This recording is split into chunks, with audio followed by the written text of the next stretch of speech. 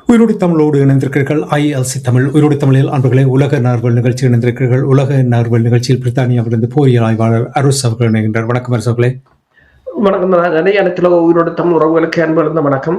இன்னொரு நிகழ்ச்சி இணைந்திருக்கணும். தொடர்ச்சியாக நாங்கள் ஈரான், இஸ்ரேல், அமெரிக்காவுக்கு இடையிலான போர் தொடர்பான விடயங்களை பார்ப்போம். இன்று இரவு நாங்கள் இந்த விடயங்களை பேசுகின்றோம். காரணம் என்னவென்றால், இஸ்ரேல் ஈரான் மீது தாக்குதல் நடத்தியிருக்கின்றது. பதிலடியாக ஈரான் தாக்குதல் நடத்தியிருக்கின்றது. மத்திய கிழக்கு நாடுகளில் பத்தி எரிந்து கொண்டிருப்பது போல் தெரிகின்றது. வளமை போல் எங்களுடைய உறவுகளுக்கு கள நிலை எவ்வாறு இருக்கின்றது என்று கூறுவீர்களா? மோதல்கள் மேலும் மேலும் விரிவடைந்து கொண்டு போகிறதாக இருக்கின்றது. நேற்று நேற்று இரவு ஈரானில் மேற்கொள்ளப்பட்ட தாக்குதல்களில் பங்க பர்ஸ்டர் குண்டுகளைத்தான் பயன்படுத்தி இருக்கிறார்கள். அமெரிக்காவின் B-1 ரக விமானம் பங்கர் பர்ஸ்டர் குண்டுகளை பயன்படுத்தி தாக்குதலை நடத்தியிருக்கிறார்கள். அதில் ஈரான் புலனாய்வுத்துறையின் அமைச்சர் இஸ்மாயில் தலிப் அவர் கொல்லப்பட்டிருக்கின்றார். அதாவது 2 நாட்களுக்கு மூன்றாவது படுகொலை இது. அது மட்டுமல்லாது ஈரான் தெற்கு ஈரானில் இருக்கின்ற எரிவாயு வயல்களை, அதாவது உங்களுக்கு தெரியும், முதல் எரிபொருட்கள் அதாவது எண்ணெய் குதத்தை தாக்கிய போது ஈரான் கூறியிருந்தது, தாங்கள் பக்கத்து நாடுகள், அதாவது பக்கத்து நாடு என்று சொன்னால் சவுதி அரேபியா, கட்டார், UAE போன்ற நாடுகள் எண்ணெய் குதங்கள் அமெரிக்கன் கம்பெனிகள் தான் வைத்திருக்கிறார், அதை தாக்குவோம் என்று. அதற்கு பிறகு அதை தாக்காமல் இருந்தார்கள். இப்போது அதை தாக்கி இருக்கிறார்கள். அது மட்டுமல்லாது ஹோர்முஸ் நீரிணையின் ஈரான் பக்கத்தையும் தாக்கியிருக்கிறார்கள். பங்க பர்ஸ்டர் குண்டுகளை போட்டேன் என்று சொன்னால் அந்த கரையில் இருப்பவர்கள் ஏவுகணை மூலம் தாக்காமல் இருப்பது, கப்பல்களை தாக்காமல் இருப்பதற்கு, அல்லது தாங்கள் ஒரு படை நடவடிக்கை எடுக்கும் போது அதை கிளியர் பண்ணுவதற்கான ஒரு தாக்குதல் செய்திருந்தார்கள்.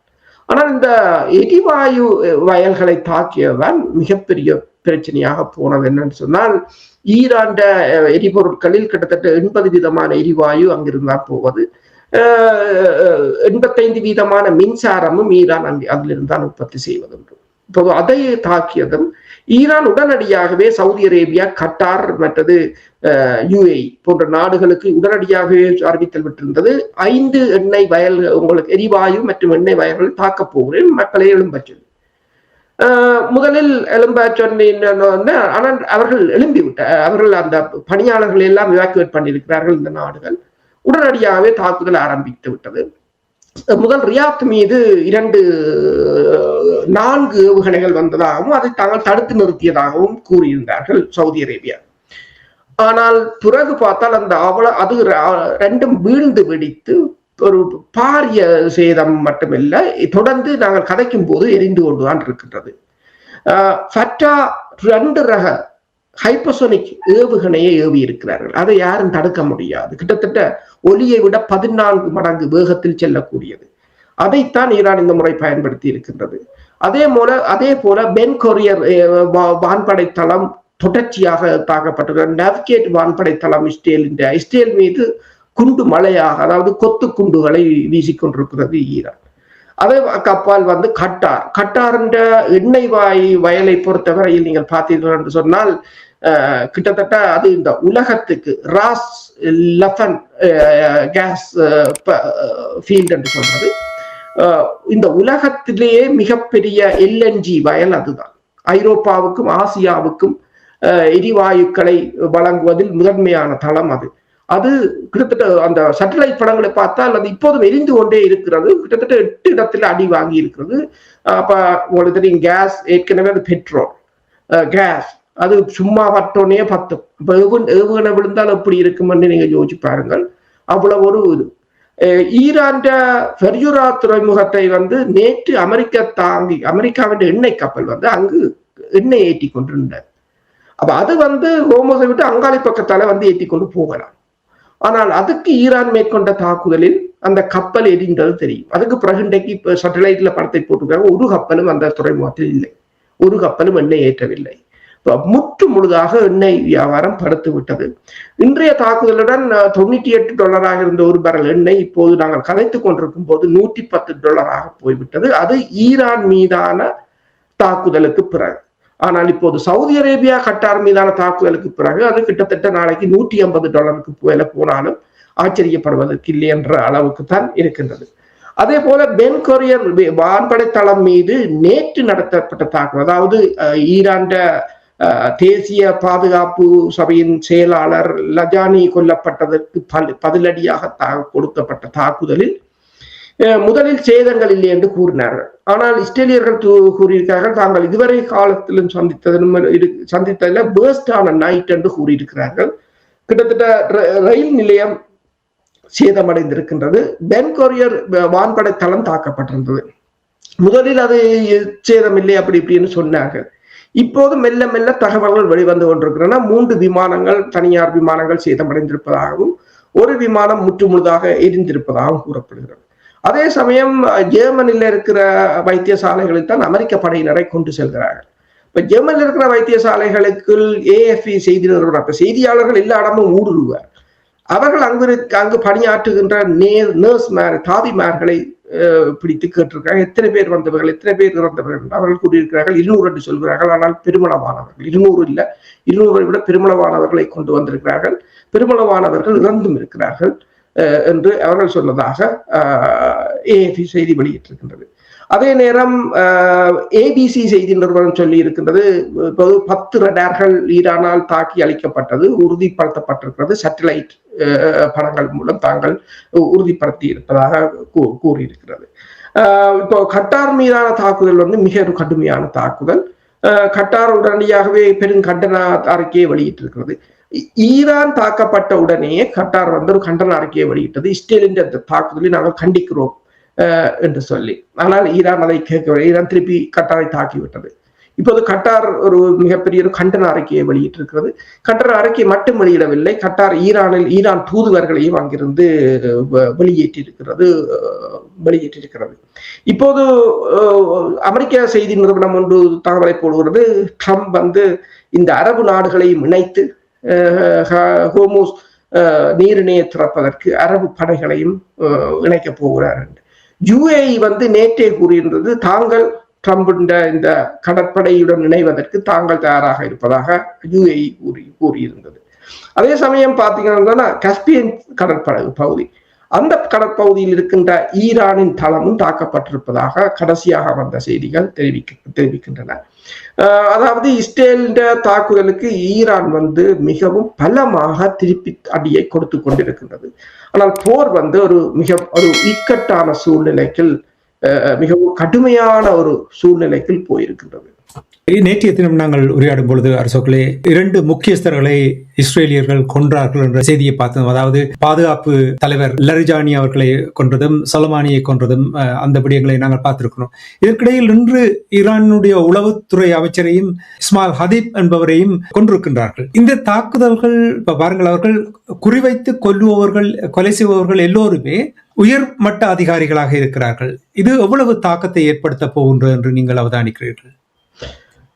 தாக்குதல் நடைபெறுவது அதாவது ஈரான் இழப்புகளை சந்தித்துக் கொண்டுதான் இருக்கின்றது. ஏனென்றால் ஈரான் மோதுவது மிகப்பெரிய ஒரு சூப்பர் பவர், வல்லரசு அமெரிக்காவின் ஒரு அடியாளையும் வல்லரசையும் எதிர்த்துத்தான் போராடுகிறது. அவர்கள பலம் அதிகமாகத்தான் இருக்கும்.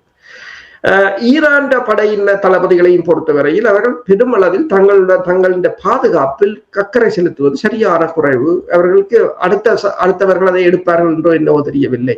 இவரும் இந்த இஸ்மாயிலும் அவருடைய குடும்ப உறுப்பினர்களுடன் இருந்த போதுதான் வீடுதான் தகர்க்கப்பட்டிருக்கிறது. அந்த இடத்தை பார்த்தீங்கன்னு சொன்னால் அந்த ஏரியா அப்படியே தரமட்டமாயிருக்கிறது. பங்க பர்ஸ்டர் குண்டுகளை போடுகிறார்கள். இப்போது மிக பெரும் தொன்கணக்கான குண்டுகளை கொண்டு போய் போடுகிறார்கள். தப்பித்து ஓட முடியாத அளவுக்கு கோருகிறார்கள். ஆனால் இந்த 3 தலைவர்களையும் கொன்றது மற்றது இந்த எரிவாயுக்களை தாக்கியது என்பது அவர்கள் ஒரு போரை, இஸ்ரேலும் அமெரிக்காவும் ஒரு போரை இழந்து கொண்டிருப்பதைத்தான் காட்டுகின்றது. தாங்கள் ஒரு அதாவது போர் இழக்கப்பட்டு விட்டது. ஆனால் போரிலிருந்து வெளியேறுவதற்கு முதல் இயலுமானவரை ஈரானுக்கு சேதத்தை ஏற்படுத்தி விட்டு செல்லுவோம் என்ற தொனியில் தான் இதை பார்க்கும் போது தெரிகிறது. 2 விமானம் தாங்கி கப்பல்கள் நின்றன. இப்போது ஒரு விமானம் தாங்கி கப்பல் கிரீஸை நோக்கி போய் கொண்டிருக்கின்றது. இப்போது ஒன்றுதான் நிற்கின்றது. அப்ப கப்பல் படையால் எதுவும் செய்ய முடியவில்லை. இப்ப ட்ரிப்போலி கப்பலில் 2500 படையினர் வருகிறார்கள் என்று சொன்னால் அவர்கள் இப்போது சிங்கப்பூருக்கு வந்தடைந்திருக்கிறார்கள். இனி மலாக்காக்கள் சிங்கப்பூரை அடைந்திருக்கிறார்கள். இனி அங்கிருந்து இங்கே வருவதற்கு 7000 மைல் இருக்கு என்று கூறுகிறார்கள். அவர்கள் வருவதற்கு முதல் தான் இந்த ஹார்மூஸ் நீரிணையின் மற்ற பக்கத்தை அமெரிக்கா குண்டு வீசி தாக்கி இருக்கிறது. ஆனால் அதே சமயம் ஈரான் 30 கடற்படை படகுகள் சிறிய படகுகள் அந்த பிராந்தியத்துக்கு ஊடுருவி சுற்றி கொண்டிருப்பதாகவும் கடற்படை கப்பல்கள் எல்லாம் நங்கூரமிட்டிருப்பதாக எண்ணெய் தாங்கி கப்பல்கள் எல்லாம் நங்கூரமிட்டிருப்பதாகவும் கூறப்படுகிறது. இன்று ஒரு கப்பலையும் அவர்கள் அனுமதிக்கவில்லை. அதே சமயம் அவர்கள் என்ன பிரச்சனை என்று சொன்னால், இப்ப இவர்கள் அதில் ஒரு சண்டை தொடங்கினால் இந்த கப்பல்கள் ஹார்மூஸ் நீரிணையில் ஈரானை கடக்கும் போது அது ஒரு ஆழம் குறைந்த அது ஒரு கேவுள்ள பகுதி. அதில் சிலோவாகத்தான் கப்பல் போகலாம், கப்பல் வேகமாக போக முடியாது. இப்ப இலகுவாக அவர்கள் அடித்து வீழ்த்தி விடுவார்கள் கப்பல்களை. அப்ப இதை திறப்பது என்பது இப்போதைக்கு சாத்தியமற்ற ஒன்றாகத்தான் பார்க்கப்படுகிறது. நேட்டோ இப்போது கூறுகிறது தாங்கள் இது தொடர்பாக தங்களுக்குள் இப்போது பேசுகிறோம், இந்த போரில் பங்கெடுப்பதா இல்லையா என்ற நேட்டோ கூறியிருக்கிறது. ஆனால் அதே சமயம் ஐரோப்பிய ஒன்றியம் இப்போது ஈரான் வெளிவார அமைச்சர் அப்பாஸ் அரக்சியை தொடர்பு கொண்டிருக்கின்றது. இஸ்ரேலுக்கு ஒன்று தெரிகிறது, தாங்கள் போரை இழந்து விட்டோம். ஏனைய நாடுகள் இப்போது பேச ஆரம்பித்து விட்டன ஈரானுடன். கிட்டத்தட்ட இந்த ஐரோப்பா அல்லாத 8 நாடுகள், பெயர்களை குறிப்பிடவில்லை, நான் நினைக்கிறேன் இந்தியா, பாகிஸ்தான், சீனா தேவையில்லை, இந்தியா, பாகிஸ்தான், தாய்லாந்து, இப்படியான நாடுகள் போல நடக்கிறது. கிட்டத்தட்ட 8 நாடுகள் இப்போது அவர்களுடன் உடன்பாட்டுக்கு, ஈரானுடன் உடன்பாட்டுக்கு வருவதற்கு திட்டமிட்டுள்ளதாக தெரிவிக்கப்படுகிறது. அதே நேரம் வால் ஸ்ட்ரீட் ஜேர்னல் ஒன்றை போட்டிருக்கிறது என்னென்று சொன்னால், இப்ப அமெரிக்கா ஒருதலைப்பட்சமாக யுத்த நிறுத்தத்தை அறிவித்தாலும் ஈரான் ஹார்மூஸ் நீரிணையை திறக்காது. அவர்கள் தங்களை நிபந்தனையை ஏற்றுக்கொண்டால் தான் அதை திறப்பார்கள். அது அமெரிக்காவுக்கு அவமானமாக இருக்கும் என்று கூறியிருக்கின்றது. அப்ப இந்த நிலையில் தான் இப்போது இஸ்ரேல் மூக்கத்தனமாக தலைவர்களை கொல்லுவது, எரிவாயு வயல்களை அழிப்பது. ஆனால் இப்போது நடத்தப்பட்ட தாக்குதல் இனி ஹார்மூஸ் நீரிணையை திறந்தாலும் அங்கு ஏற்றி கொண்டு செல்வதற்கு எரிவாயுக்கள் எத்தனை மாதம் செல்லுமோ தெரியாது என்ற ஒரு நிலை ஏற்பட்டிருக்கின்றது. அது உலகத்தின் பொருளாதாரம் கடுமையான ஒரு பாதிப்பை சந்திக்க போகின்றது. மக்களும் பெருமளவான ஒரு நெருக்கடிக்கு அது அபிவிருத்தி அடைந்து வரும் நாடுகள் மோசமாக பாதிக்கப்பட போகின்றன. இப்ப நீங்க சொன்னீர்கள், ஒருதலை பட்சமாக இந்த போரை முடிவுக்கு கொண்டு வந்தாலும் அதற்கு முன்னர் அவர்கள் எவ்வளவு சேதத்தை ஏற்படுத்த முடியுமோ அவ்வளவு சேதத்தை ஏற்படுத்துவதுதான் அவர்களுடைய திட்டமாக இருக்கின்றனர் நீங்கள் கூறுகிறீர்கள். இப்ப பாருங்கள், அந்த கேஸ் பைப்லைன் அவை எல்லாமே அவர்கள் தகர்த்திருக்கிறார்கள் என்றால் இது ஈரானுக்கு எவ்வளவு ஒரு பின்னடைவாக இருக்கும், அந்த நாட்டை கட்டி எழுப்ப. ஏனென்றால் அடிமட்டத்திலிருந்து முதலில் ஆரம்பிக்க வேண்டிய ஒரு நிலைமை போல் ஒரு கார்பெட் பாம்பிங் செய்வார்கள் என்று சொல்றார்கள். இப்ப நாங்கள் இன்னும் இதுவரையில் காட்சிகளாக தெளிவாக பார்க்கவில்லை. எவ்வாறு காசாவில் பார்த்தோமோ அந்த காட்சிகளை இன்னும் பார்க்கவில்லை. அப்படி பார்க்கும் பொழுது தெரியும் எப்படி அந்த கார்பெட் பாம்பிங் செய்திருக்கிறார்கள். 7000 மேற்பட்ட குண்டுகள் எறிந்திருக்கிறார்கள் என்றால் இது ஈரானுக்கு ஒரு பெரிய ஒரு பின்னடைவை ஏற்படுத்த போகின்றது நீங்கள் உணரவில்லையா? இஸ்ரேலுடன் ஒப்பிடும்போது கிட்டத்தட்ட 270 மடங்கு பெரிய நாடு.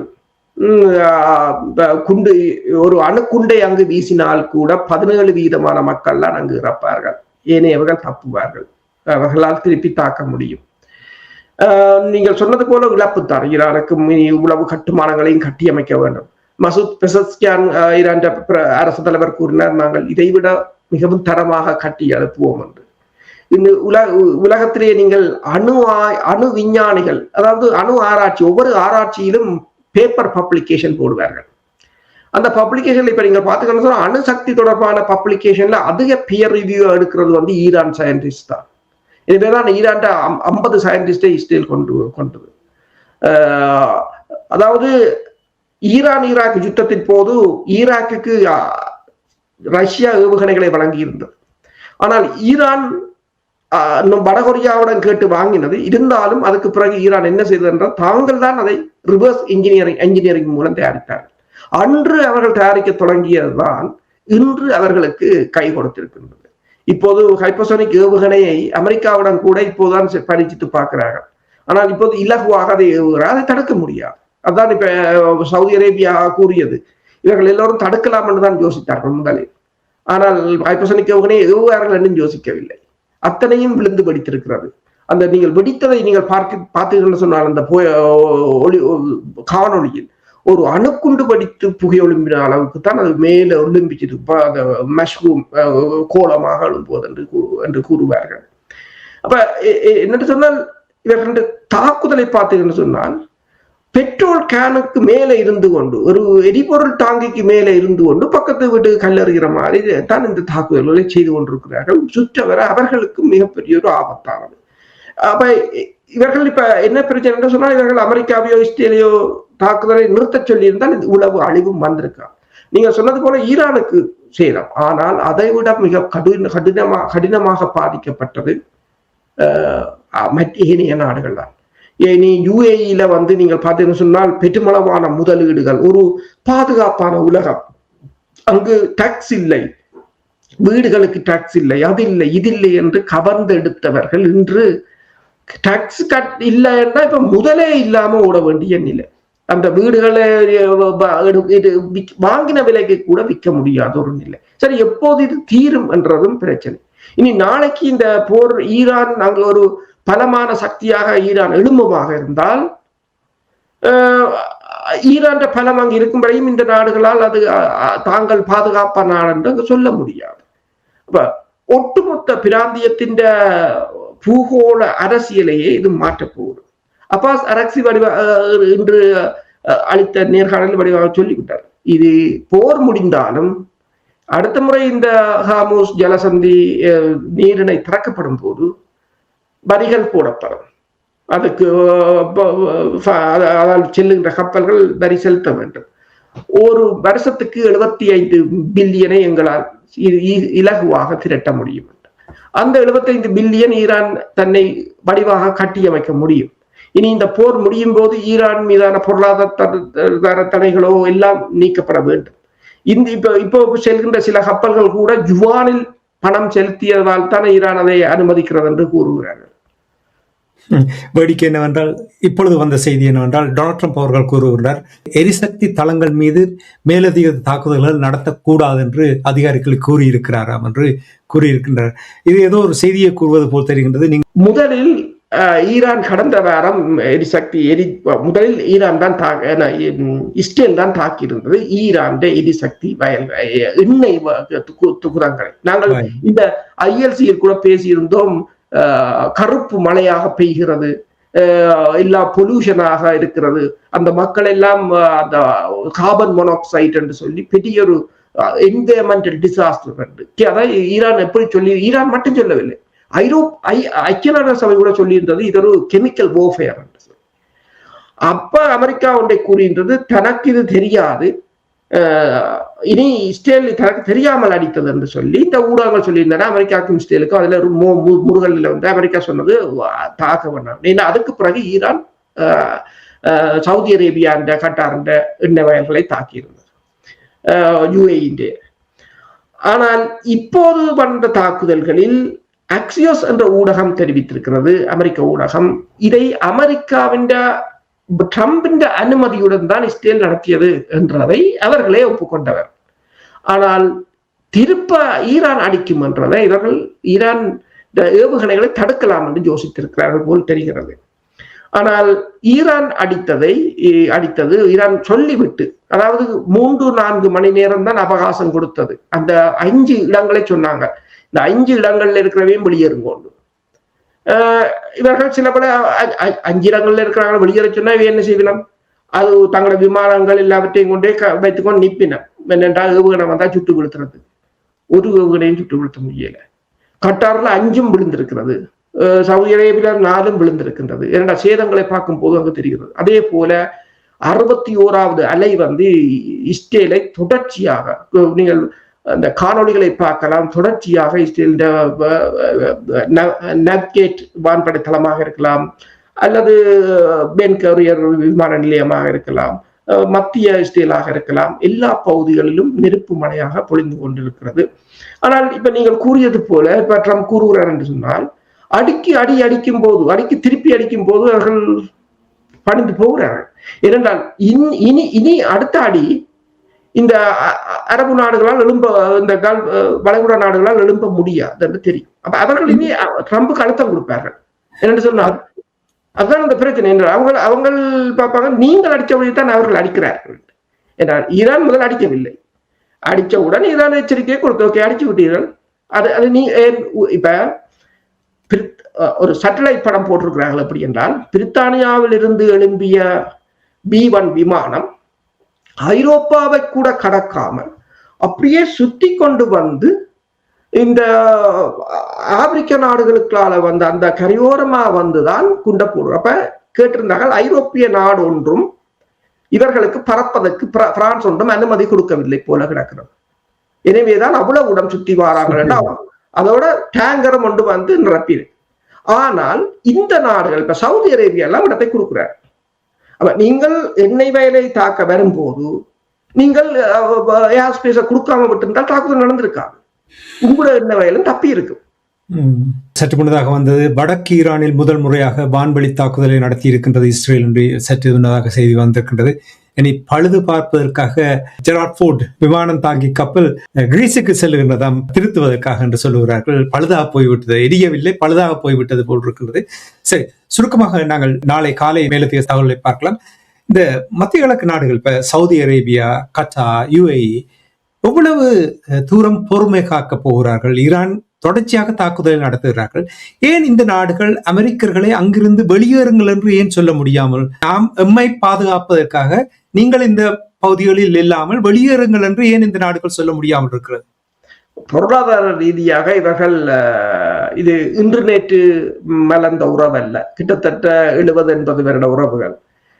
பொருளாதார ரீதியாக பிணைக்கப்பட்டு விட்டார்கள். ஆயுத ரீதியாக அமெரிக்காவின் ஆயுதங்கள், மற்றது இவர்கள் வந்து ஈரான் மற்ற ஏனைய நாடுகளுடன் ஒரு நல்லுறவை வளர்த்து ஒரு நம்பிக்கையை வளர்க்கவில்லை. அப்ப இவர்களுக்கு இது புதிதாக வார இந்த உறவை ஏற்றுக்கொள்ளவும் முடியாத ஒரு நிலையாக இருக்கின்றது.